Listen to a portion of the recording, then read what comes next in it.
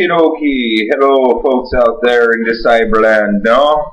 It's King Premier here, aka Ken Poyer, Ken the King, whatever you want to call me. So, I'm getting really tired of explaining this over and over again, so I decided to make a video. I'm only going to touch upon really one resource here, but everybody keeps saying that the resources on planet Earth are limited. This is not true. This is a gross conspiracy of thought out there that our resources are somehow limited on this planet. That's completely false. And I'll explain why now. The most commonly the most common example cited for our limited resources is oil, right? Oil is limited. We fight wars and kill millions of people every year over oil all over the planet, and we've got crazy guys with the hot dog vest strapped to their jackets with the quick cookers running into airports. And it's all about this oil stuff, right? It's super limited, and we need it for everything, and if we don't have it, the world is going to end! Oh my God! We won't be able to get any food or launch our rocket ships or play Nintendo without oil! Ah! Yes, sorry, no. Let me explain to you about what oil is now. Here you go. This is your average run-of-the-mill, what everybody thinks about when they think about oil. This is your classic dead dinosaurs in the ground oil that we use for cars and trucks and other things.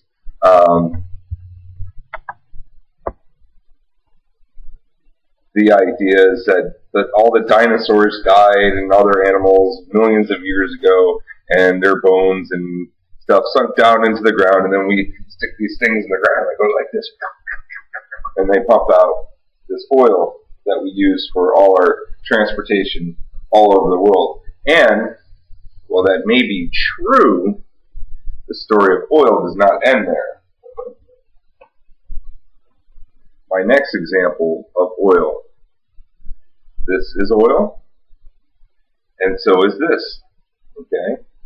These are natural oils. Okay? What we refer to as natural oils. Natural oils come from all sorts of things. Okay? They come from particularly peanuts. They come from coconuts, palm trees. They come from cotton. They come from rapeseed. They come from marijuana seeds. They come from pigs. They come from cows. Yes, pigs and cows can be turned into oil that you can put in your vehicle and drive with. Yes, this is true. And the most recently popular one, and this is one that's been a huge discovery, is blue-green algae. Blue-green algae, which covers about, 80% of the Earth's surface. Blue-green algae, which it's wonderful stuff. It takes carbon dioxide and turns it into oxygen, and when it dies, it turns into oil that we can put in our cars and other things that we want to use oil from. So while the dinosaur oil is getting harder to find, it's not even scarce. It's just getting harder to look for. We still have tons and tons and tons of other things that create oil and will create oil for long after humans are gone from this planet. You will not ever run out of oil on this planet. And let's just imagine hypothetically for a second, that we did. Let's imagine that we dug all the oil out of the ground that we could find from the dinosaurs. We have used up and exhausted every single form of plant and animal life on this planet, which I think it would be a moot point at that point. But let's just imagine that you know, we managed to turn everything in the planet into oil except for humans. Humans are like the only thing left. It's just humans and rocks and trucks, all right, and airplanes. That's all that exists. All right. Then we get to the third type of oil, which is turn around, synthetic oils. Okay, synthetic oils. These are synthetic oils. These were made in a laboratory from things that were not oil. Molecules were broken down and recombined to make oil. So even if there's nothing left in the world that creates oil, you can still create oil. There is more oil on this planet than we could ever use in a million lifetimes, because it's a renewable resource. We talk about renewable resources all the time and how important they are. Oil is a renewable resource. All right? You can't just take what people tell you as the truth. All right? You have to look these things up for yourself. You have to go forth and seek knowledge. You know, people go on the internet all the time and on TV and say all sorts of things. Like, oh my God, it was the end of the world. Oh. They've been saying that for thousands of years. They've been saying the world is going to end. It hasn't happened yet, because the world in itself is this beautiful thing that is self-healing, self-regenerating. It'll never die. We humans might cease to exist on this planet, but the planet will always exist until our sun goes supernova. And that's if, you know, we as humans don't figure out how to push planets around, which is totally possible in the future. But right now, let's assume that doesn't happen. The Earth will keep going until the sun goes supernova and destroys the Earth, which is, we don't know. We don't know when that is. That could be at any time. But that's completely out of our control. There's really very little point in discussing it at this point. There's nothing that we can do about it at this point. If we manage to build a rocket big enough to push the Earth out of its orbit, then let's start talking about that. But till then, it's not important. I would just focus on what we're dealing with today, and part of that is understanding the miscommunications about oil and all these other resources, metals, fibers, all these things. They're all renewable. We think that there's a finite amount of metal, but there's not. There's tons of metal all over the planet that we haven't dug up yet. We have all sorts of metal that we've discarded that we can dig up out of the landfills and recycle. Metal doesn't ever get destroyed. It only gets repurposed or discarded. It either gets discarded or repurposed. Sorry, I got a nut in my teeth. I've eaten almonds. Anyway, but yeah, metal only gets repurposed or discarded. You can't run out of it. Like, we can't come up with enough things to build to run out of metals. I mean, like, no, we really can't. I mean, we build a tower from here to the moon, we'd still have enough metal left over to do whatever we wanted with. You know, these are all ridiculous arguments.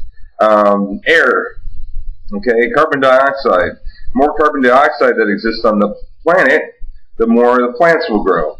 The more the plants will grow, the more oxygen will produce, the more animals will reproduce, so on and so forth. You know, it's a cycle. It's, you know, it's all cyclical. It's all self-regenerating. It's all renewable. You know, you can cut down trees and use them, and new ones will grow up in their place. In fact, by not using these resources is actually it can have negative consequences because you know, like they tried to stop forest fires in the forest, and this was a part of the natural cycle of the forest. The trees, they burn down, and then new ones grow up. Well, during the 60s, 70s, 80s, they had that whole Smokey the Bear thing, only you can prevent forest fires. Well, what happened was, because these trees weren't getting burnt down on a regular basis, it led to the insect population exploding, which the insect population then killed all the trees.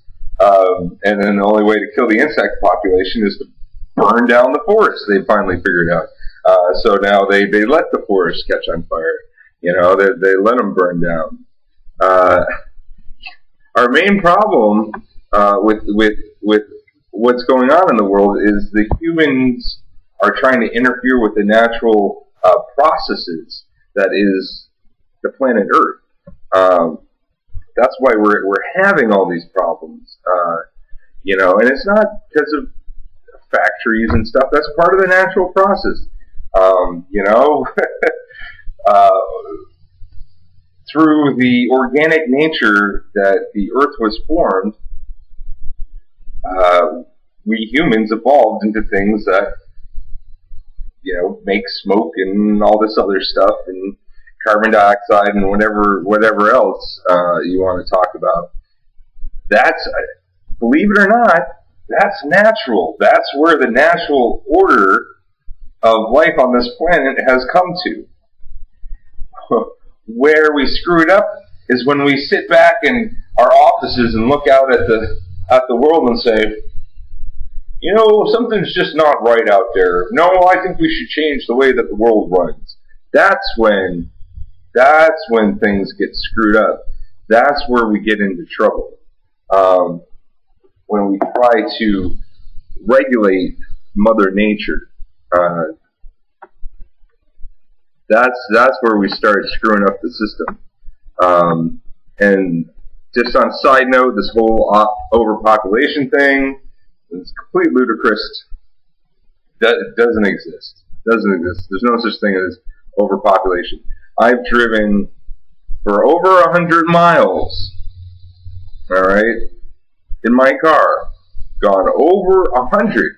That's a lot of miles. I've gone over 100 miles without seeing another human being. Okay, just wide open, spacious land. The only people who think that the Earth is overpopulated are people who live in cities, because cities are overpopulated. That by definition, if you read Derek Jensen, the city consumes more than it produces. So yes, the city seems overpopulated.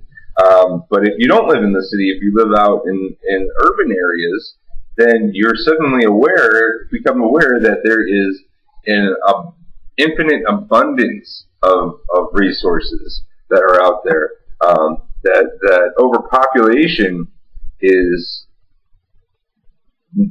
not even a consideration. When I lived in Goshen, Massachusetts, everybody who lived in town waved to each other, even if we didn't know each other, because you'd go 2 or 3 days without seeing another person. So when you cross paths with another person, you'd wave and say hi, even if you didn't know who that person was. It was just the way that it works. So anyway, I think I've adequately explained everything now. If you guys have any questions, then I'll just simply have to do another video. But that should get you guys started here. And I just got to figure out how do I stop this crazy thing, Jane? Let's try that. No?